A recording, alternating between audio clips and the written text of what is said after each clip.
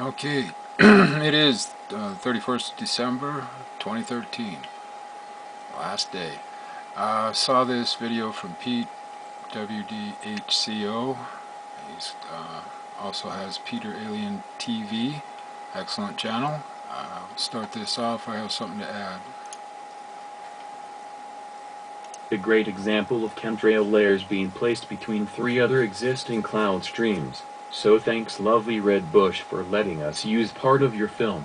The stuff in this supposed harmless spraying is not harmless. Samples tested showed as follows. Rainwater sample showing massive contamination with aluminum and barium particulates. Espanola lab test.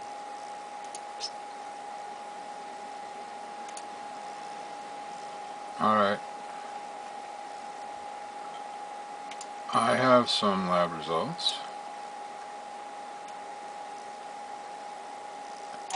Okay, aluminum, 8.8 basically micrograms per liter.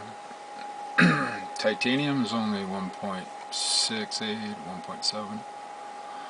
Chromium, total of 10. Iron, now this is drinking water, it's taken out of a tap, so you're going to see iron, you will see some, I guess aluminum, maybe some nickel, copper definitely because of the pipes. The zinc, it's a tough call, it's everywhere, it's in the your heating ducts, all that flash metal. It could be a bit higher in the background though, I'd have to talk to the analyst. Barium, 196 micrograms per liter. Copper combined 260 in that water, but once again the pipes. Zinc 780. Bromine 385. Strontium 300.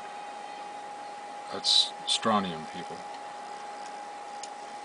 Barium combined, that's the two isotopes, 80. You know, this is good to see mercury is so far below the detection limit, it's not present.